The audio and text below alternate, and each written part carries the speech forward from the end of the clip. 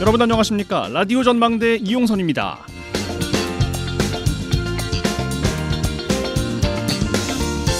지난 3월 윤석열 대통령이 전남을 찾아서 민생토론회를 가졌어요. 이때 전남에서 정해주면 의대 추진하겠다라는 대통령의 발언이 나왔죠. 당시만 해도 전남의대 신설의 청신호로 읽히면서 지역이 들떴습니다. 그런데 이 발언이 지금까지도 지역과 지역을 갈라치게 할 줄은 그때는 몰랐습니다. 순진하게도 이제는 산단에서, 농촌에서, 바다에서 크게 다친 사람들이 빨리 치료를 받을 수 있겠구나. 우리도 의대가 가까이 있어서 똑똑한 우리의 자녀들이 의사의 꿈을 키워봐도 좋겠구나 했습니다.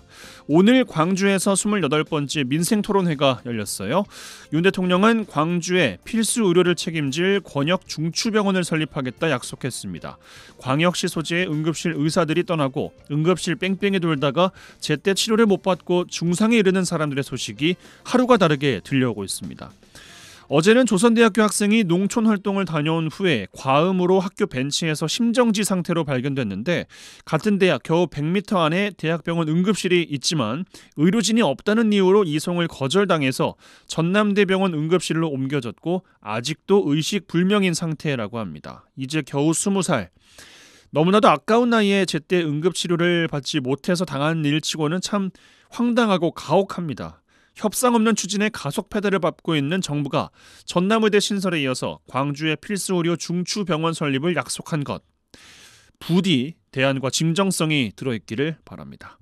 오늘 라디오 전망대가 준비한 소식입니다. 지역 소식들 뉴스 브리핑 통해서 들어보고요.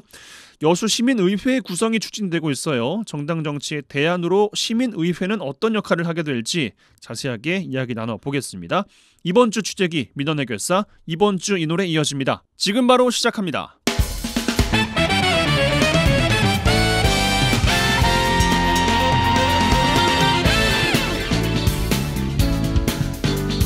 네, 9월 5일 목요일입니다. 라디오 전망대 시작합니다. 먼저 우리 지역 뉴스 정리해보죠. 뉴스 브리핑 빅터뉴스의 장봉현 기자와 함께합니다. 전화 연결돼 있어요. 안녕하십니까? 네, 안녕하세요. 장봉현입니다. 네, 첫 소식입니다. 순천 지역 도의원들이 국립의대 설립과 관련해서 전남도가 이미 폐기한 공동의대 방식을 다시 들고 나와서 논란을 가중하고 있다라는 소식이에요? 네, 그렇습니다. 전남도의회 신민호, 서동욱, 정영균, 김정희, 한춘옥, 김진남 도의원은 어제 도의회에서 기자회견을 열고 목포대와 순천대의 공동의대를 설립할 것을 제안했습니다. 김문수 국회의원이 순천대 공모 참여에 입장을 밝힌 이후 전남도가 주관한 공모에 찬성한다고 밝힌 이들은 지금과 같이 지역 간 갈등이 심화한 상황에서 공동의대를 설립해야 한다. 공동의대야말로 지역 간 갈등을 줄일 수 있다고 주장을 했습니다. 공동의대 개념과 관련해서는 목포대와 순천대에 각각 의대를 두고 양의대를 관할하는 이사회를 둘 수가 있는데 장기적으로 양 대학이 통합하면 된다는 우리나라 국립의과대학에는 존재하지 않는 생뚱맞은 모델을 제시를 한 거죠. 예, 현실적으로 공동의대 방식은 어렵다는 지적들이 있다고요? 네, 이러한 그 순천 지역 도의원들이 주장한 공동의대 방식은 정부가 난색을 표명해 현실성이 없어 전남도가 이미 폐기하고 공모에 나선 겁니다. 특히 국립의대 신설 정부 추천 용역사가 의대 설립 방식 결정을 위해 순회 토론회와 주민 의견 수렴을 위한 여론조사까지 마무리하고 최종 발표를 앞둔 시점에 엉뚱한 해결책을 들고 나온 겁니다. 뿐만 아니라 공동의대를 주장하지만 사실상 목포대와 순천대의 의대를 설립하는 형태라 정부와 전남도가 밝힌 두 개 의대 설립 불가라는 입장과도 배치되는 주장이죠. 이 때문에 어제 기자회견을 본 기자들과 일부 도민들이 이들의 공동의대 주장은 모순이자 전남도의 의대 설립 동력을 약화할 수 있다. 그런 비판하기도 했습니다. 공교롭게도 김문수 의원이 공동의대 설립안을 제시한 상황에서 도의원들이 같은 내용으로 기자회견한 거다라는 평가들도 있습니다. 그렇습니다. 김문수 의원은 도의원들의 그 기자회견 하루 전에 그 자신의 SNS 게시글을 통해 목포대와 순천대가 공동의과대학 설립을 추진해야 한다는 입장을 밝혔습니다. 김 의원은 공동의대가 설립되면 대학병원은 순천과 목포에 각각 두는 것이 상생 방안이기 때문에 전남도는 이 같은 공동대학 안을 최종 의견으로 정부에 제출해야 한다고 주장을 했는데요. 그래서 어제 기자회견에서는 일부 도의원의 과거 공모에 반대한 반응을 비롯한 질문들이 이어졌습니다. 정영균 의원이 지난 5월 도정 질문에서 공모가 법적 근거가 없다면서 불법을 완장차고 있다, 규탄한다. 그렇게 그 김영록 지사를 거칠게 비판했던 거 기억하실 겁니다. 그래서 기자들이 이러한 발언이 현재도 유효하냐 그런 질문에 정 의원은 개인적으로 유효할 수도 있지만 정치는 타협이고 내 주장만 할 수 없다 그렇게 해명을 했습니다. 예. 그리고 김진남 의원은 지난 5월 31일 순천대 정문 앞에서 열린 민주당 순천갑 지역위원회 천막 당사 출정식에서 공모 즉각 철회를 주장하며 삭발을 감행했었죠. 또 신민호 의원은 그 김문수 국회의원이 도론 공모 반대에서 찬성으로 입장을 바꾸자 도의원들도 공모 찬성으로 돌아선 것 아니냐 그런 질문에 국회의원이 정치적으로 줄 세우는 것은 아니다 그렇게 말을 했습니다. 반면 어제 그 기자회견장에는 공모에 반대한다고 밝힌 그 권향엽 국회의원 소속 지역구 의원인 그 김정희 한숙경 도의원은 불참했습니다. 네, 뭐 정부도 그렇고 전남도 역시 공동의대 방식은 뭐 생각도 안 하고 있는 상황 같은데 우선 용역기관이 제시한 의대 설립 방식은 두 가지입니다. 네, 맞습니다. 순천과 목포 중 한 곳에 단일 의대를 두고 대학병원은 두 곳 모두 두는 안, 그리고 순천과 목포 한 곳에 단일 의대, 대학병원도 한 곳에만 두는 안입니다. 두 가지 방식을 놓고 용역기관이 도민 여론조사를 실시했는데요. 우선 김문수 의원이 66%의 유치 확률이 있다고 주장한 공동의대는 포함되지 않았습니다. 공동의대는 김 의원과 지역 민주당 시도의원들이 입장을 받고 공모에 참여하자고 주장한 주요 명분이거든요. 여론조사에 포함된 단일 의대의 두 개 병원안은 병원을 모두 새로 지어야 하지만 용역기관은 현실적인 이유를 들어 그 기존 의료기관을 활용하는 안을 고려하고 있습니다. 이럴 경우에 동북권은 순천의료원을 위탁 운영할 수 있다. 그런 우려가 나옵니다. 순천대 의대가 무산되면 지역에서 희망했던 순천 신대지구나 여수 율촌이 아닌 곳에 동북권 주민 접근성이 상대적으로 떨어지는 원도심에 있는 도립병원 등을 대학병원으로 활용할 가능성이 있다는 거죠. 이 때문에 순천시와 순천대는 굳이 지금 전남도가 주관하는 공모에 참여할 필요가 없다. 그런 주장을 펴고 있다고 보시면 되겠고요.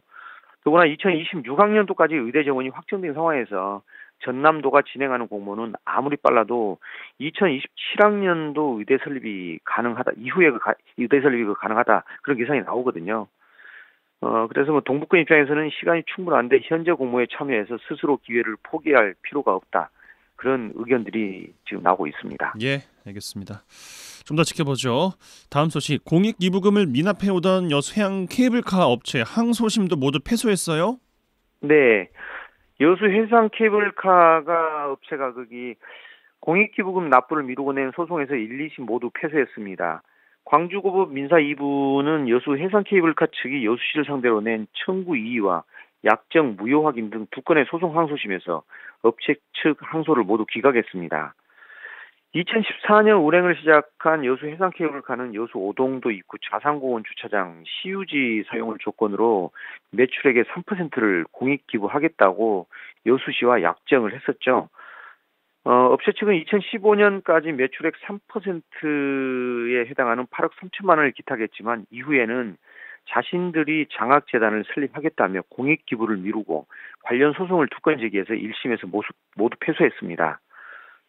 또 여수시는 앞서 공익기부 약속 이행을 요구하면 제소전 화해에 근거한 간접 강제 소송에서도 승소한 바가 있고요. 1심 패소 당시 미납 기부금은 32억 원에 달해서 업체 측이 이번 소송에 불복해서 대법원 상고할 가능성도 점쳐집니다. 예, 매출액의 3%를 여수시에 공익기부하겠다라는 약정을 했었는데 그동안의 과정에 대해서 뭐 궁금하신 분들도 계실 것 같고 좀 더 정리해 주실까요? 네, 여수 해상 케이블카는 2012년 9월 해상 케이블 허가를 받았지만 부지 보상이 수월하지 못해서 회사가 힘든 상황이었습니다. 주차장도 확보하지 못했지만 여수시 공무원들이 보상 협의도 도와주고 시 소유 주차장도 사용하도록 행정적 지원도 아끼지 않았습니다. 당시 여수시는 해상 케이블 개통 당시 시유지인 돌산공원과 자산공원 일부 부지를 사업 준공을 위해서 주차장 부지로 사용하도록 제공을 했고요. 준공전 영업을 위해 임시 사용 허가를 해주는 등 지원도 했습니다. 특히 여수시 공무원들은 해상 케이블 성공을 위해서 교통 정리, 도로 통제, 관광 안내 등 심지어 주말에 나와가지고까지 그런 도움을 주기도 했었거든요. 이후 해상 케이블카는 2014년 11월 시유지인 오동도 입구 자산공원 주차장 사용을 조건으로 3% 매출액의 3%를 공익 기부하겠다 그런 내용의 이행 약정을 여수시와 체결하고 영업을 시작했던 겁니다. 그런데 돌연 돌변한 건데요. 심지어 여수시와 맺은 기부약정이 강압에 의한 것이었다. 그러면서 당시에 담당 공무원을 검찰에 고소하기까지 했었습니다. 예, 알겠습니다. 자, 마지막 소식입니다. 무자본 갭투기로 202채에 달하는 아파트를 매입한 뒤에 100억 원이 넘는 전세 사기를 벌인 일당이 경찰에 붙잡혔어요. 네, 전남경찰청 반부패 경제범죄수사대는 사기 등의 혐의로 50대 후반 A씨를 구속하고 공범 8명을 부동산 실명법 위반, 사기 방조 등의 혐의로 검거했다고 밝혔습니다. A씨 등은 지난 2020년부터 지난해까지 광양에서 이른바 무자본 갭 투자 전세 사기 행각을 벌인 혐의를 받고 있고요. 이들은 공인중개사를 통해 임대보증금보다 저렴하면서도 임대차 수요가 높은 노후 중저가형 아파트를 구매한 뒤에 입주 임차인을 소개받아 매매 가격보다 2천만 원에서 3천만 원 높은 금액의 임대차 계약을 맺었습니다. 이 과정에서 임차인들이 가격 문제를 이야기하면 주택도시보증공사의 전세자금 반환보증보험에 가입하면 돈을 다 되돌려 받을 수 있다. 그렇게 안심시키기로 했다는데요. 현재까지 이들이 해당 수법으로 사들인 아파트는 총 202채입니다. 임대기간이 만료된 임차인 121명은 보증금 100억 원 상당을 되돌려 받지 못했고요. 그리고 주택도시보증공사는 A씨를 대신해서 보증보험으로 45억 원, 즉 50채에 대한 그 대위 변제까지 했습니다. 또 보증보험에 가입하지 않은 49채는 임차기간 만료 시기가 다가오고 있어서 전세 사기 피해 규모는 계속 늘어날 것으로 보이고요. A씨와 함께 붙잡힌 공범들은 투자 목적으로 명의를 빌려주고 신탁한 혐의로 검찰에 넘겨졌습니다. 예, 알겠습니다. 뉴스브리핑 빅터뉴스의 장봉현 기자와 함께했어요. 고맙습니다. 네네, 고맙습니다.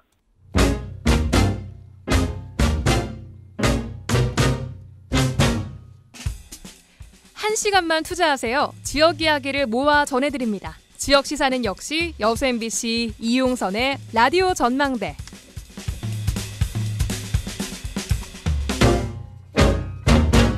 네, 요즘에 정치 뉴스들 보면 양극으로 대립하는 모습이 답답하기도 하고 저런 정치에 민생을 기대할 수 있나 한탄스럽기도 합니다. 지역별로 정당별로 양극단으로 치닫고 있는 정당 정치에 염증 느끼시는 분들 많이 계신데요. 대안으로 군소정당들이 이번 총선 때도 선전을 펼치기도 했습니다만 정당 정치 한계를 넘기는 힘들어 보입니다. 그 대안으로 여수에서 시민의회라는 것을 제시하고요. 추진하고 있다고 합니다. 개념이 조금은 생소한데 내용 더 살펴보겠습니다. 여수 시민의회 추진위원회 이현종 위원장 전화 연결돼 있어요. 나와 계시죠, 위원장님? 네, 안녕하십니까. 시민의회라는 개념에 대한 설명 좀 주시면 좋겠어요. 네, 현재의 대의 정치는 투표 대표로 선출하지 않습니까? 예. 반면에 시민의회는 지역, 성, 연령, 직능별로 추천에 의해서 대표를 선출한다는 것입니다. 중요한 것은 그 방식의 문제가 아니라 어떤 사람이 선출되느냐 하는 것인데요. 기존의 선거 제도에서는 대부분 자본력이 튼튼한 엘리트 특권층들이 권력을 차지했습니다. 반면에 시민회는 지역, 성, 연령, 직능 등의 인구 비례에 맞춰 추첨식으로 선출하기 때문에 보통 사람들을 대변하는 균형 잡힌 의회가 될 수 있고요. 또 안건이 제출되면은 전문가에게 묻고 토론하고 수기해서 의사결정을 한 후에 행정부나 의회에 공고안을 제출하는 기능을 하게 됩니다. 그러니까 우선은 비례대표의 취지와 유사하다 이렇게 이해를 해도 괜찮을까요? 예, 유사한 부분이 있습니다. 그런데 이제 그 선출이냐 아니면 추천제냐 이 점에서 차이가 있죠. 예. 그 추천을 이제 받고 안 받고는 나중에 이야기인 것이고 우선은 이렇게 머리를 모아 본다라는 것에 대한 의미를 찾을 수가 있겠습니다. 네. 네. 기존의 정당 정치와 차이가 있다면 어떤 점을 꼽아주시겠습니까? 네. 우선 그 기존 정당 정치에 대해서 좀 알아봐야 할 것이 있는데요. 예. 루소가 그랬잖아요. 선거일만 지나면 국민들은 노예가 된다. 그 말 바꿔서 생각해 보면은 정치 권력의 속성을 알 수 있는데요. 선거 날까지는 온갖 미사여구로 국민들에게 사탕발림하지만은 당선만 되면은 공약은 날아가 버리고 특권을 누리기 시작하잖아요. 특히 우리나라처럼 지역 감정을 바탕으로 하는 양당제 정치판에서는 더욱 심해요. 예. 그들은 날마다 싸우는 것 같지만 국민의 삶의 질은 나아지질 않아요. 그리고 또 그렇게 싸우는데 정권이 바뀌면 같은 말을 반대편에서 그대로 해요. 왜 그러겠어요? 진영 논리와 당리 당략 때문이죠. 예. 그러다 보니 정말 중요한 민생 파탄이나 인구위기, 기후위기, 지역 갈등, 경제 양극화, 국민 일자리 등은 늘 외면받아왔죠. 반면에 시민의회는 추첨제로 선출되기 때문에 정당의 이해관계나 또 재선에 대한 욕심 이런 걸 가질 필요가 없죠. 그래서 공정하게 시민 의사를 정책에 반영할 수 있고요. 실제 사례에서도 시민의회는 여러 차례의 토론과 수기를 통해 의사결정을 하기 때문에 집단지성이 발휘되어서 매우 합리적인 결론을 이끌어낸다는 평가를 받고 있습니다. 네. 궁금한 게 시민의회가 선례가 잘 되고 있는 것이 있는지 궁금한데 어떤 말씀 좀 주고 싶으십니까? 네. 처음 시도하여-가지고 성공한 곳은 20년 전에 캐나다 브리티시 컬럼비아주이고요.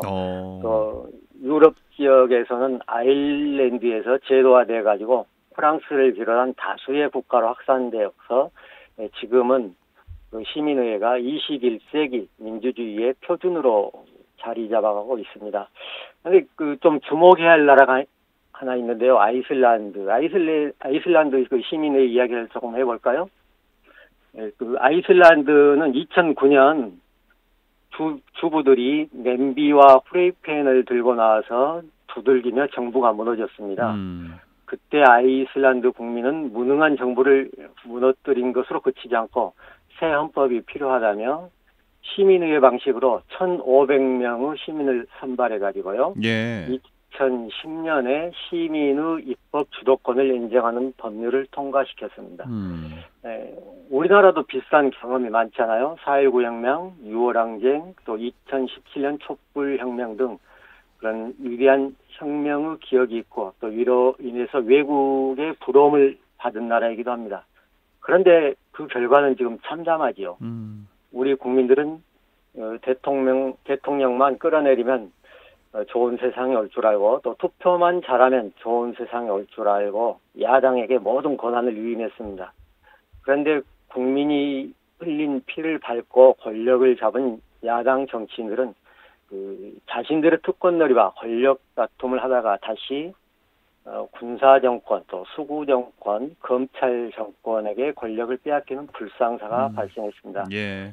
그러면서 풍자되는 말이 죽 써서 어떻게 하냐, 이런 말들이 나오고 그런 것이죠. 네, 그래서 네. 이제 우리나라에서도 그런 바보 같은 판단을 더 이상 반복하지 않겠다라는 생각을 가지게 되었고 그 대안으로 시민의회가 추진되고 있다라고 보시면 되겠습니다. 예, 가까이 오면 우리나라에서도 이 시민의회가 좀 작동된 사례가 좀 있습니까? 예, 자주 있었습니다. 물론 지역적이기는 했습니다만 예. 가까이는 22대 총선 직전에 시민의회 형식의 공론화위원회를 가동했습니다. 국회에서 비례대표를 축소시키고 병립형을 도입하려는 시도가 있었는데 네네. 그것을 막는데 그 공론화위원회가 큰 역할을 했고요. 또 윤석열 정부가 수용은 하지 않았지만 연금 개혁안을 이끌어내기도 했습니다. 그리고 또 문재인 정부 때 그 원전 정책을 공론한 것도 잘 알려져 있죠. 네. 그러니까 정책까지 확장이 되는 거군요. 그러죠. 예. 예. 그 외에도 또 소규모 공론화위원회는 여러 차례 있었지만은 입법화가 되어 있지 않아가지고 실효성이 낮았었습니다. 예. 정책까지 확대하기보다는 조금 더 이제 선거 후보에 좀 집중을 해본다면 국회나 지방의회, 시민의회가 이제 권고하는 정도의 기능이 있다면 예. 달리 말하면 권고에 그쳐버린다면 힘 빠지는 것 아니겠습니까? 예, 그렇죠. 그래서 시민의회를 입법화해 가지고 헌법에 명시한 것이 가장 바람직하겠죠. 그래서 예. 지금 하고 있는 것도 입법화를 목표로 하고 있고요. 네, 그렇더라도 먼저 시행한 외국의 사례를 보면은 입법화되지 않은 국가를 하더라도 시민회가 보통 시민들의 입장에서 깊이 있게 그리고 또 장기간 수기를 거쳐 공고안을 만들기 때문에 그 공고안을 묵살한 경우는 없었습니다. 그런데 이제 안타깝게도 우리나라는 대통령도 국회도 자신의 특권 유지에 불리하면 무시하는 경향이 있었죠. 그 또 한 가지 궁금한 것이 그 위원회 인적 구성을 할 때 어떻게 공정성을 담보할 것이냐라는 또 질문이 생기는데 어떻게 하면 되겠습니까? 이것은 지금까지 많은 연구 사례가 있었는데요. 예.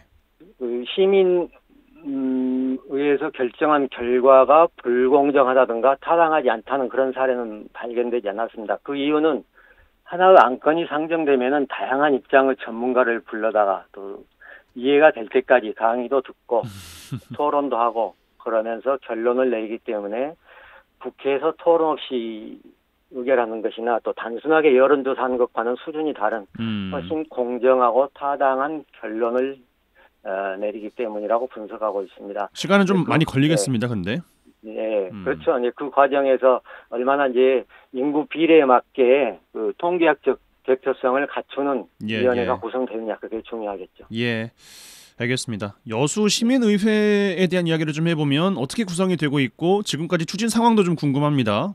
네, 아직은 첫 걸음마 단계입니다. 예. 추진 준비위에서 정식 이제 추진위로 전환이 될 건데요. 그때는 이제 본격적으로 여론화 작업도 하고요. 또 시민의 힘을 모아가지고 시의회에 조례 제정을 요구할 것입니다. 아마 예산 편성도 필요하고 또 시행정부 소속의 운영위원회 구성도 필요하기 때문에 지금 당장 할 수는 없겠지만은 시장이나 시의회에서 의지만 있다면 내년에라도 시작을 할 수 있을 것으로 봅니다. 예. 근데 우려가 되는 것이 그 여수 정치의 뭐 특성이라고 해야 될지 모르겠습니다만 이 추진위원회, 그러니까 여수 시민의회 추진위원회도 이해관계 있는 것 아니야? 이런 오해도 좀 받을 것 같거든요. 예, 그런 얘기를 몇 번 들었습니다. 예. 뭐 일부 시민들은 정치하기 위한 것 아니냐 이제 그런 얘기를 하시는 분도 계십니다만, 시민의회 구성은 추첨제로 하기 때문에. 추진위원들이 시민의회에 본인 의지로 참여할 수는 없습니다. 아마 시민의회가 구성되면 추진위는 자동으로 해체되지 않을까 그렇게 생각됩니다. 뭐 위원장이라고 해가지고 뭘 더 하고 더 할 수 있고 그것도 아니네요. 그러면? 예, 전혀 관계가 없습니다. 예, 알겠습니다. 요것에 대해서 여수 시민분들의 여론을 좀 어떻게 파악하고 계신지 마지막 질문 드리겠습니다. 네, 아직은 그 시민들이 시민의회에 대한 정보를 많이 갖고 있지 않습니다. 그러나 설명하면 대부분 고개를 끄덕입니다. 어제도 토론회를 하는데 한 시민이 왜 이런 것을 더 적극적으로 빨리 홍보하지 않았느냐고 아주 안타까워 하시더라고요. 예. 그래서 앞으로 추진위원의 적극적인 홍보활동과 또 시민단체의 협조, 언론의 도움을 받으면 여론은 급속도로 확산될 수 있으리라고 기대합니다. 예, 알겠습니다. 오늘 말씀 고맙습니다. 네, 감사합니다. 네, 지금까지 여수 시민의회 추진위원회 이현종 위원장과 말씀 나눴습니다.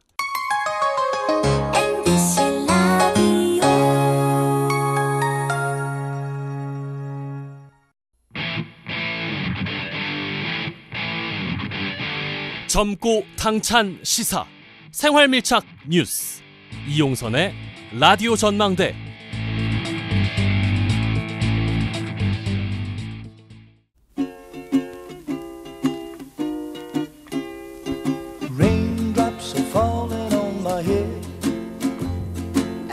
네, 이번 주 취재기 시간입니다. 이번 주는 여수 MBC 김단비 기자 나와 계세요. 어서 오십시오. 안녕하세요. 반갑습니다. 네. 자, 이번 주 두 가지 이야기해 볼 텐데 먼저 광양의 수산물 유통센터 운영 실태 취재하셨습니다. 개장한 지 8개월이 됐어요. 근데 지금 이게 애물단지라는 거 아니겠습니까? 네, 맞습니다. 2023년 12월에 개장한 광양 수산물 유통센터인데요. 예. 혹시 한번 가보셨을까요? 못 가봤습니다. 저도 이번에 취재를 하면서 처음 가봤는데 사실 이 유통센터가 건립되기 전부터 말이 많았던 곳이었잖아요. 예. 뭐 준공이야 2022년 5월에 됐었는데 이게 문을 1년은 넘게 문을 못 열었던 이유가 당시 누가 운영할 건지 업체를 찾지 못해가지고 시간을 또 끌다가 겨우겨우 23년 12월에 개장을 했는데 예? 문제는 이게 개장한 지 8개월이 지났음에도 불구하고 사실상 크게 달라진 게 없다라는 거예요. 제가 그때 현장을 방문했을 때는 1층에 이제 상인들이 이제 수산물을 팔고 2층에 이제 식당이 있고 총 3층, 4층 이렇게 돼 있는데 1층 이제 수산물 파는 곳, 2층의 식당가도 그 한 곳만 운영이 되거든요. 그러니까 뭐 회센터라고 하는 네. 네. 한 곳만 운영이 되고 나머지 편의시설은 그대로 텅텅 비어있는 상황이에요. 원래 편의점 자리도 있고 식당 자리도 있고 뭐 푸드코트 자리도 있고 카페 자리도 있고 한데 이렇게 총 9개의 편의시설이 들어오기로 했는데 지금 8개가 비어있는 상황인 거죠. 근데 이게 좀 아쉬운 부분이 그렇다고 사람이 안 오는 것도 아니에요. 제가 봤을 그래요? 때가 평일 점심이었는데 네. 간간히 그래도 한두 팀? 그다음에 또 이게 휴가철이다 보니까 평일에도 오는 손님들은 있더라고요. 네. 그리고 주말에까지 포함을 하면 한 달에 많게는 뭐 10,000명 이상이 올 때도 있었다. 한창 성수기 때는.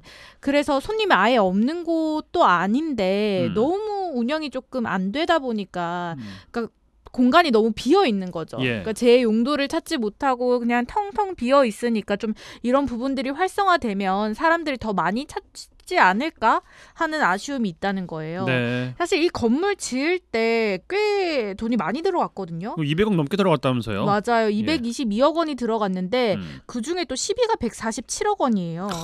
거의 뭐 60억 빼고는 다 시비가 들어갔다고 보면 되는데 그래서 이게 조금 활성화됐으면 좋겠는데 그런 부분들이 아직 조금 지지부진하다. 네. 이 유통센터의 목적 자체는 꽤 괜찮아요. 어쨌든 저렴한 수산물을 지역 수산물을 공급해가지고 상인도 돕고 뭐 소비자들한테도 도움이 되고 또 그동안에 이제 좀 불합리하게 좀 많이 거쳤던 유통 구조를 단순화해가지고 어쨌든 저렴한 수산물을 공급해야겠다는 취지는 좋았는데 그러니까 계획했던 만큼의 성과가 없는 상황이고 그렇다 보니까 건물을 짓는데도 혈세가 투입됐지만 지금 건물을 유지하는데도 한 6억 원 정도의 시설 유지관리비가 들어가니까 그런 부분이 좀 안타까운 것 같습니다. 예. 대책은 있어야 될 것 같은데 이게 뭐 손님이 없어서 운영자가 모집이 안 되는 거냐 아니면 운영자가 모집이 안 돼가지고 손님이 없는 것이냐 이거 알려면 일단 조금 더 차봐야 알 것 같은데 네, 뭐 닭이 먼저냐 계란이 먼저냐라는 얘기가 될 수도 있겠는데요. 근데 손님이 아예 없는 건 아니니까 어찌 됐든 입점자를 좀 모집하려는 시도는 계속 해야 될 것 같아요. 물론 그렇다고 광양시가 시도를 아예 안 했다는 건 아니고 그동안 막 임대료를 40%까지 낮춰가면서 입점자를 찾으려고 했는데 이게 번번이 잘 안 되더라고요. 관심이 있는 사람은 있는데 워낙 지금 경기가 안 좋다는 얘기가 많이 나오잖아요. 그러다 보니까 이게 쉽지 않은가 봐요. 그래서 이번에는 조금 임대료를 낮추는 방법 외에 다른 방법을 좀 강구하고 있는 게 지금까지는 그냥 광양 지역 안에서만 입점자를 찾았는데 광양 시민? 네. 이제는 이제 전라남도 그다음에 넓게는 전국에서 입점자를 좀 이제 모집 분야를 그 지원 자격을 조금 완화하면 더 많은 사람들이 관심을 가지지 않을까라는 생각으로 이런 부분들을 조금 검토하고 있다고 얘기를 하더라고요. 일단 확장을 통해서 많이 좀 채워보자라는 것이군요. 그렇죠. 어쨌든 빈 공간을 활성화를 시켜야 되는 상황이니까 입점자를 모집하는 방안이 제일 급한 것 같습니다. 예, 알겠습니다. 지켜볼 부분인 것 같습니다. 다음 이야기, 섬진강을 가로지르는 광양 짚라인 설치가 거의 완료가 돼서요. 11월에 운영할 예정이라고요? 네, 이 광양 짚라인도 사실 우여곡절이 많았어요. 그렇죠. 막 공사가 시작됐다가 이 공사 맡은 업체가 그 서류, 그러니까 실적 증명서를 위조했다는 게 감사원 감사에서 걸려가지고 또 1년 넘게 공사가 중단이 됐다가 되게 우여곡절을 많이 겪었던 사업인데요. 다행히 그 이후에 뭐 1년 정도? 1년 넘게 공사가 중단되긴 했지만 그 이후에 새로운 업체를 찾아가지고 다시 공사를 시작했고 집 와이어도 최근에 연결이 다 돼가지고 11월이면 운영을 한다고 하더라고요. 그래서 제가 그 현장에 직접 타보진 못했어요. 아직 그 테스트 기간 중이라 제가 타볼 수 그렇죠. 제가 모험을 할 수는 없어서 타보지는 못했는데 그 짚라인을 타고 올라가기까지 한 80m 정도 높이에 있어서 걸어가기 조금 힘들어요. 그래서 모노레일이 설치가 돼 있더라고요. 그래서 기차 같은 좋네요. 약간 미니 청룡열차 아주 천천히 가는 청룡열차를 타는 기분으로 모노레일은 타고 올라갔어요. 모노레일은 타고 올라가서 전망을 보니까 거기가 망독포구에 들어서 있잖아요. 그렇죠. 그래서 섬진강 끼고 뭐 하동, 남해, 그다음에 이순신 대교 건너 여수까지 다 보이더라고요. 전망은 정말 좋더라고요. 그렇구나. 그래서 이 짚라인이 최대 시속이 한 80km 정도까지 간다고 하니까 무섭네요. 그렇죠. 말만 들어도 무섭네. 80km면은 진짜 빠른 건데. 저는 다른 지역에서는 한번 타봤었거든요. 그 짚라인은. 근데 광양에 이제 섬진강을 가로지르는 짚라인이 생겼다고 하니까 길이가 한 898m 정도 되는데 한번 타보는 않고도 나쁘지 않을 것 같다. 그러게요. 또 요즘 한창 전어철이고 11월이면 이제 전어가 뭐 끝물이긴 하지만 또 이제 겨울철 먹거리도 있고 하니까 뭐 배알도 근처에 놀러 가서 뭐 맛있는 거 먹고 짚라인도 타고 또 거기에 야간 경관 조명도 광양시가 시비를 들여가지고 잘 조성을 해놨거든요. 예. 또 추후에도 그 야간 조명은 추가적으로 더 설치를 한다 그러고 또 짚라인이 끝나는 지점 있잖아요. 반대편 지점에는 캠핑장, 100면의 캠핑장을 또 지을 계획이라고 해요. 괜찮네. 놀 쪽으로 가는 것도. 네, 그래서 뭐 그런 것까지 잘 마무리된다면 이 망덕포구 섬진강 일대 또 다른 관광 콘텐츠 또 이제 자리 잡지 않을까. 섬진강 쪽으로 해서 또 관광 시설이 많이 개발되지 않을까 이런 생각이 들었습니다. 네, 기대를 해보죠. 이번 주 취재기 여수 MBC 김단비 기자와 함께했어요. 고맙습니다. 감사합니다.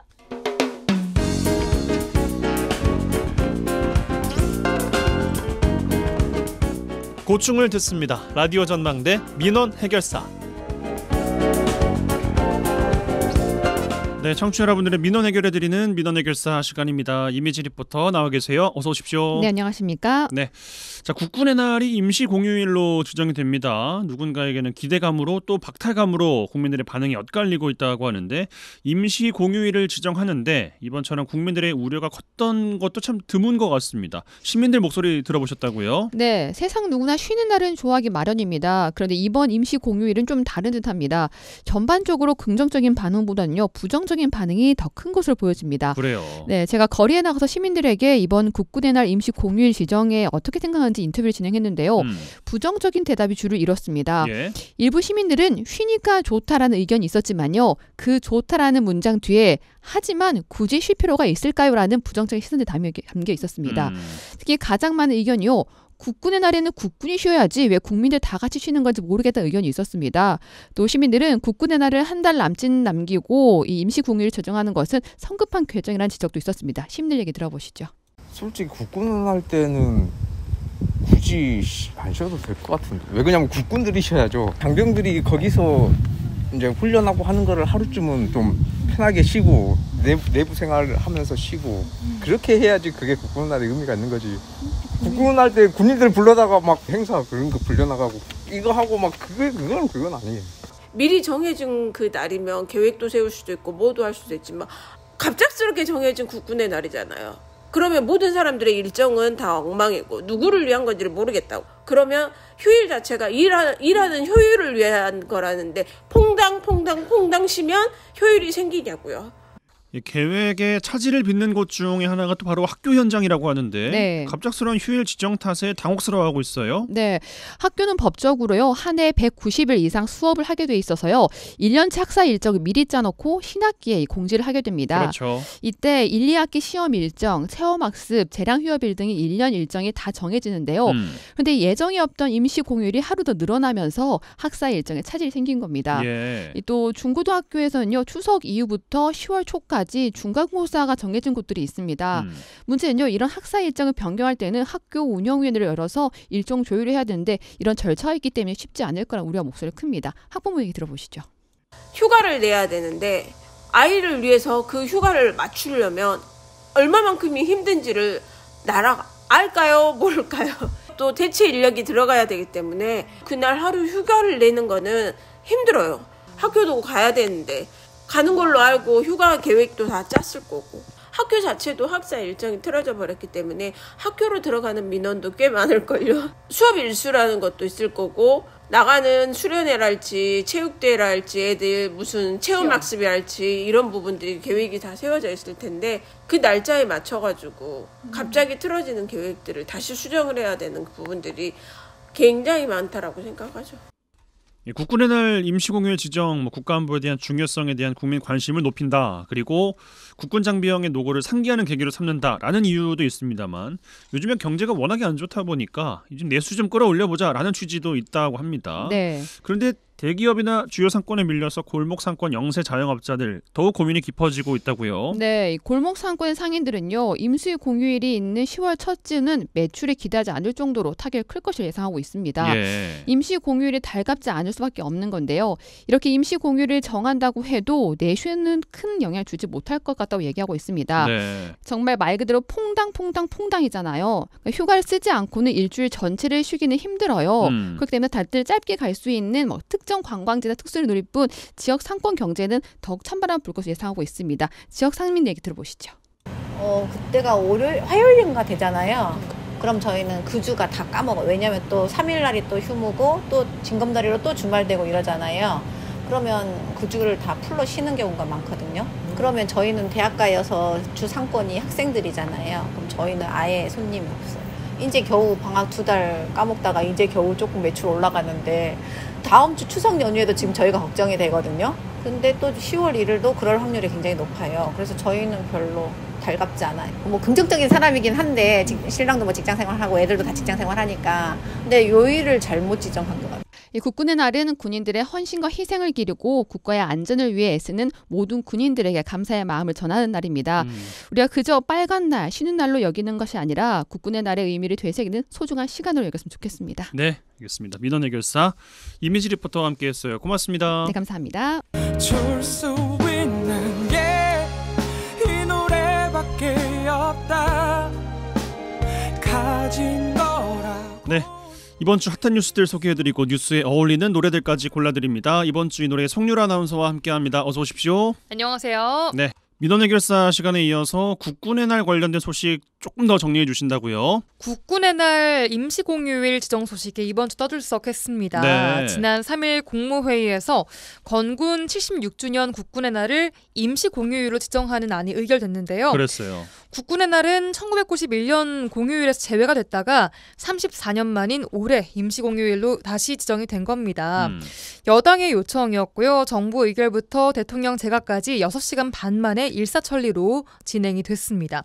대통령실은 이번 임시공휴일 지정으로 군 4기 진작과 함께 경제 활성화에도 이바지할 거란 기대감을 나타내고 있는데요. 네. 이렇게 되면 토요일과 일요일인 9월 28일과 29일에 이어서 임시공휴일인 10월 1일 국군의 날 화요일, 개천절인 10월 3일 목요일까지 퐁당퐁당 징검다리 연휴가 됩니다.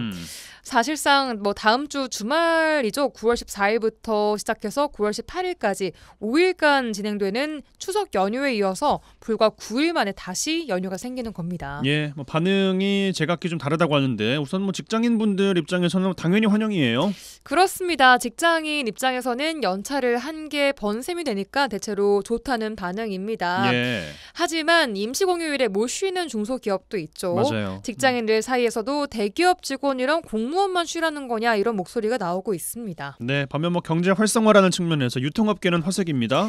네, 아무래도 평일보다는 뭐 연휴에 매출이 오르기 때문에 반기고 있습니다.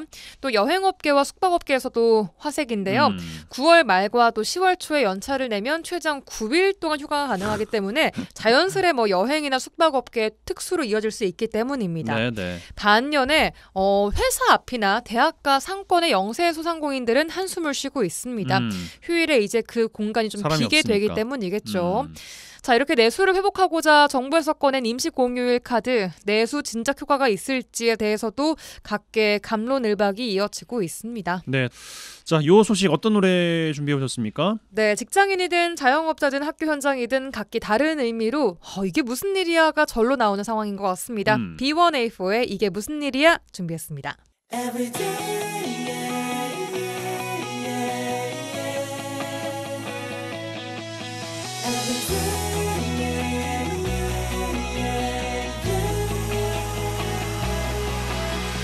야, 너 똑바로 말해. 어디야? 어딘데? 집이지. 지금 어딘데? 자꾸 왔다 갔다 뭐라는 거야? 이상해. 정말 이상해. 오늘따라 너의 목소리가 떨리는 건 모르니. 눈만 열면 너는 매일 거짓말. 눈만 뜨면 너는 매일 거짓말. 틈만 나면 너는 매일 거짓말. 이제 나는 알았어. 그럴 줄 알았어. 이게 무슨 일이야?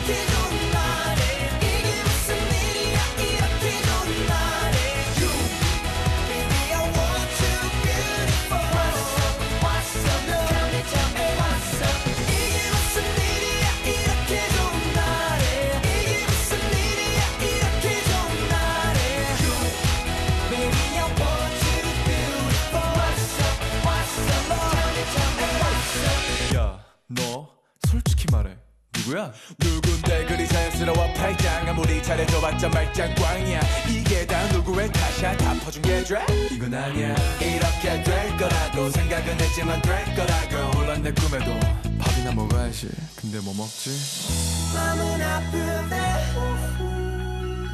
비만 내리네 나는 이런데 너는 또 있겠지 눈만 열면 너는 매일 거짓말 눈만 뜨면 너는 매일 거짓말 틈만 나면 너는 매일 거짓말 나는 알았어 그럴 줄 알았어 이게 무슨 일이야 이렇게 좋은 날에 이게 무슨 일이야 이렇게 좋은 날에 You Baby I want you beautiful What's up tell me what's up 전에 돌아서기 전에 내게로 돌아와요 baby girl 늘 밟지 않아도 좋아 난 찾지 않아도 좋아 너 쳐다만 봐도 좋아 난 Falling in love Falling in love You 이게 무슨 일이야 이렇게 좋은 날에 이게 무슨 일이야 이렇게 좋은 날 나는 What's up tell me what's up 이게 무슨 일이야 이렇게 좋은 날에 이게 무슨 일이야 이렇게 좋은 날 정말 What's up what's up Every time I think about you every day 난 생각해 Every time I think about you 난 오늘도 Every time I think about you every day 난 생각해 Every time I think about you 난 오늘도 야 너 나한테 잘해 알겠지? B1A4의 이게 무슨 일이야 듣고 오셨습니다. 자, 다음 이야기 한 주간 MBC 로컬 여순광 뉴스레터 정보 들어보는 시간이에요. 네, 전남 동구권의 행사, 여행, 맛집 등 지역민들에게 꼭 필요한 정보만 골라 정리해주는 라이프스타일 뉴스 이메일로 배송받는 MBC 로컬 여순광 뉴스레터 시간입니다. 오늘도 한 주간 내용들 정리해 보겠습니다. 네, 어떤 소식들이 있었습니까? 네, 먼저 이번 주 토요일 순천에서 반려동물과 함께하는 행사가 열립니다. 순천 별량면 거차마을 뻘배 체험장에서는 2024 반려동물과 함께하는 순천만 갯벌 체험 행사가 열리는데요. 예. 유네스코 세계 자연유산 순천만 갯벌을 반려동물과 함께 즐길 수 있는 프로그램들이 준비되어 있으니까요. 특별한 추억 만드시기 바랄게요. 반려동물 키우지 않는 분들은 참가를 못하는 거예요? 아닙니다. 일반인 존과 반려존이 따로 구분돼 분리되기 때문에 누구나 즐길 수 있고요. 수건, 양말, 여벌옷, 세면도구 같이 이런 것들 챙겨서 별량 거차마을로 가시면 되겠습니다. 네, 즐겨보시기 바라겠고 다음 소식은 여수 소식이네요. 네, 여수시에서 두 자녀를 둔 시민들을 위한 반가운 소식입니다. 기존 세 자녀 이상을 둔 가정에게 100% 주차 요금 감면을 해왔는데요. 그렇죠. 이제는 두 자녀를 둔 가정도 공영주차장 50% 요금 감면 혜택을 볼 수 있게 됐습니다.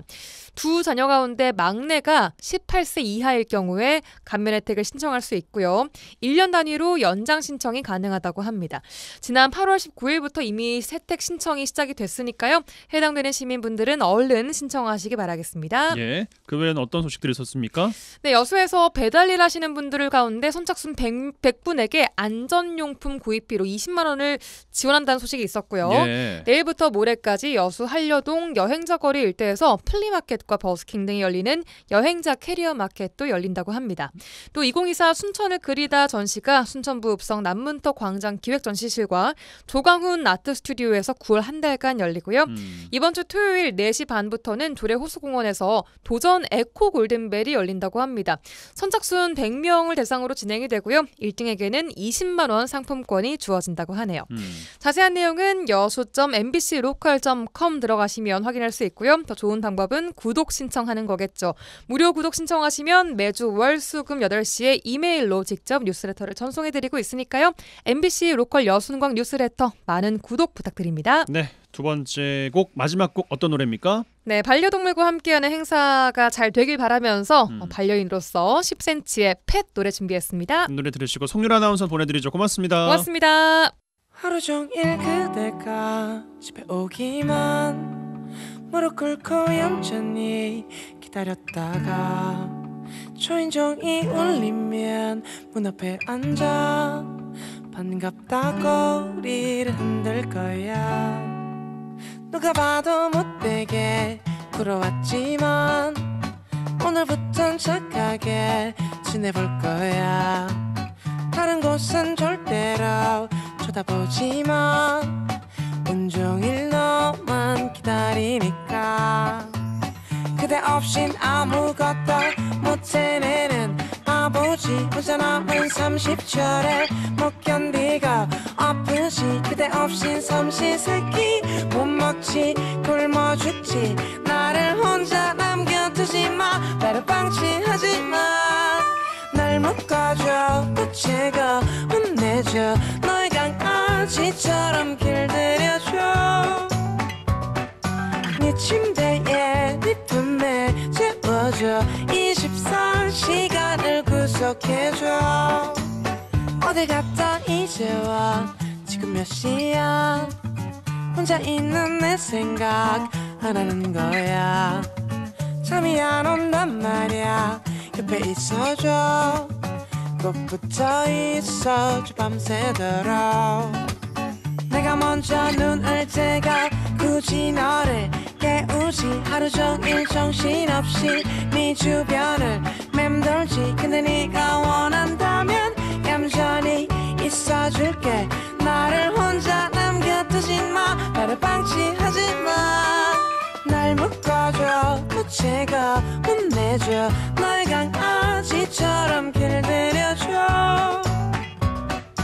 네 침대에 네 품에 재워줘. 24시간을 구속해줘.